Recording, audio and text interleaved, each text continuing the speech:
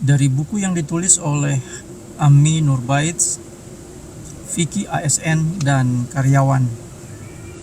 Ancaman koruptor di akhirat. Bismillah, wassalatu wassalamu ala rasulillah wa ba'du.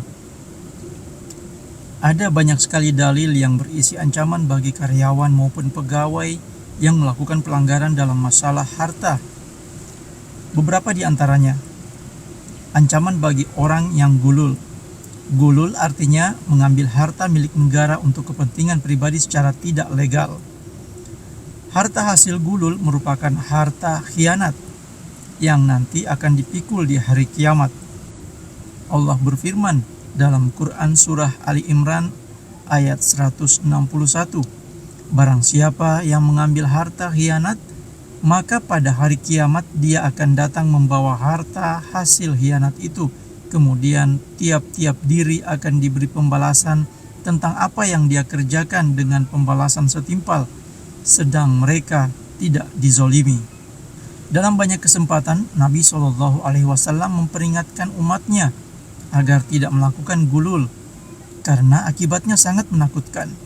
Dalam hadis dari Abu Hurairah radhiyallahu anhu, beliau menceritakan, suatu hari Nabi SAW pernah berdiri di hadapan kami. Lalu beliau menyinggung tentang gulul, dan beliau menganggap serius masalah gulul ini.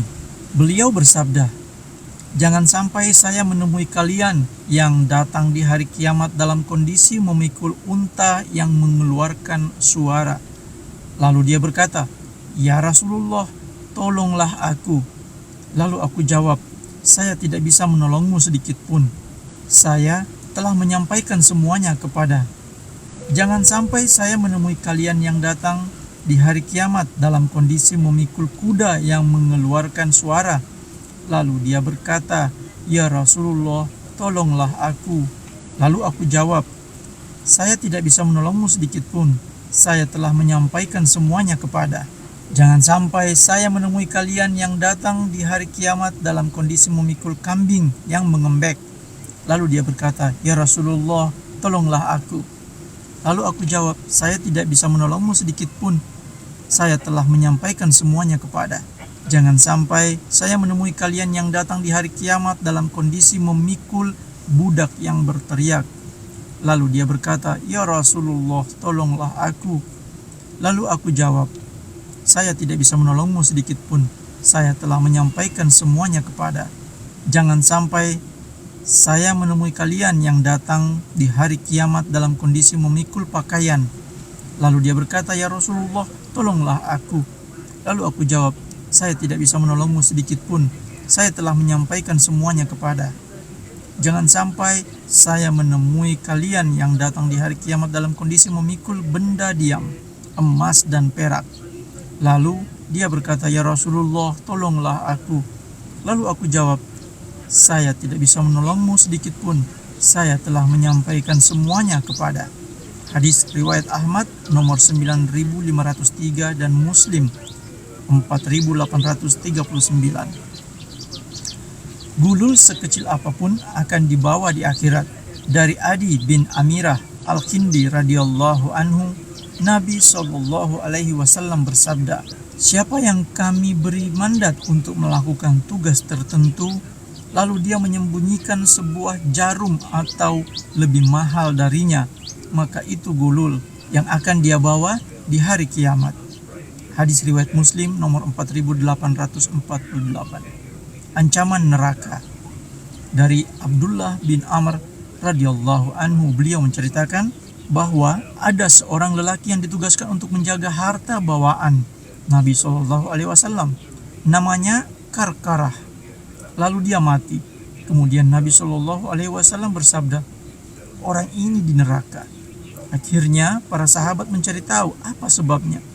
Ternyata mereka menemukan sebuah abaya yang dia korupsi. Hadis riwayat Bukhari nomor 3074. Pahala jihad menjadi sia-sia karena gulul. Umar bin Khattab radhiyallahu anhu menceritakan, ketika peristiwa perang Khaybar, datang beberapa sahabat Ansar dan mengatakan, si A mati syahid, si B mati syahid. hingga mereka menyebutkan salah satu nama temannya, si C, syahid. Lalu Rasulullah Shallallahu Alaihi Wasallam bersabda, tidak seperti itu. Aku lihat dia di neraka disebabkan sebuah kain atau abaya hasil gulul yang dia ambil. Hadis riwayat Ahmad nomor 203 dan Muslim 323. Dalam riwayat lain dari Abu Hurairah radhiyallahu anhu, beliau bercerita, kami menuju Khaybar bersama Nabi Shallallahu Alaihi Wasallam hingga Allah memberikan kemenangan bagi kami, dan kami tidak mendapatkan ganimah dalam bentuk emas atau perak. Ganimah yang kami dapatkan bentuknya perabotan, makanan dan pakaian. Lalu kami menuju sebuah lembah dan Rasulullah membawa seorang budak yang diberikan oleh seorang dari Bani Judzam. Budak ini bernama Rifa'ah bin Zaid dari Bani Dubai. Ketika kami turun menuju lembah, budak Nabi Shallallahu Alaihi Wasallam hendak menyiapkan tunggangan beliau, lalu terkena panah hingga meninggal. Kami pun berkomentar, kabar baik untuknya, dia mendapatkan pahala syahid. Nabi Shallallahu Alaihi Wasallam mengatakan, sebaliknya, demi zat yang jiwa Muhammad ada di tangannya, ada sebuah selimut yang membakarnya di neraka. Dia mengambil selimut itu dari ganimah perang Khaybar yang bukan haknya. Kata Abu Hurairah. Mendengar ini semua orang kaget. Lalu datang seseorang menyerahkan sepasang kalung sendal. Dia melaporkan, ya Rasulullah, aku ambil ini saat perang Khaybar. Lalu Nabi Shallallahu Alaihi Wasallam bersabda, kalung sandal neraka. Hadis riwayat Muslim 325. Subhanallah, hanya sebuah kalung sandal yang harganya tidak seberapa bisa menghilangkan pahala syahid. Kisah mujahid yang korupsi. Di zaman Muawiyah radhiyallahu anhu, beliau mengirim satu pasukan yang dipimpin oleh Abdul Rahman Khalid bin Walid. Ketika pasukan mendapatkan kemenangan, lalu kembali, ada seseorang yang mengambil 100 dinar dari ganimah dan dia menyembunyikan. Setelah itu ganimah dibagi dan semua pasukan pulang. Di tengah jalan, mujahid ini menyesal. Lalu dia mendatangi panglima pasukan, Abdul Rahman bin Khalid bin Walid. Dia sampaikan kepada panglima pelanggaran yang dia lakukan dan dia ingin mengembalikan uang itu. Namun Abdurrahman menolak. Aku tidak bisa menerima darimu. Pasukan sudah bubar. Mereka sudah pulang. Kau akan memikulnya menghadap Allah di hari kiamat.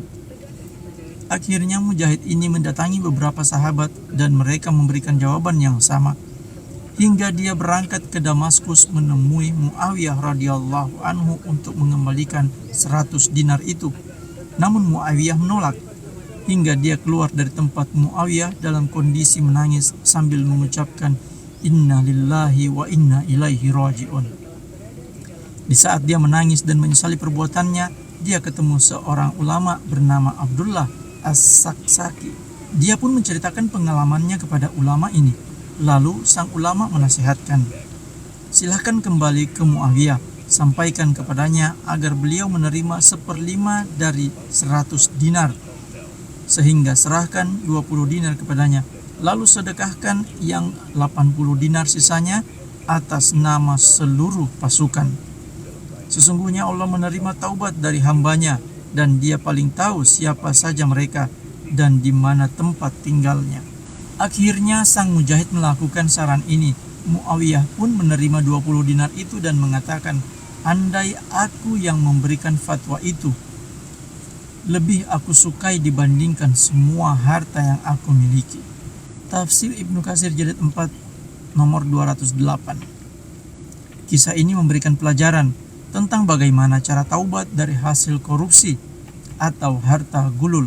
Allahu a'lam.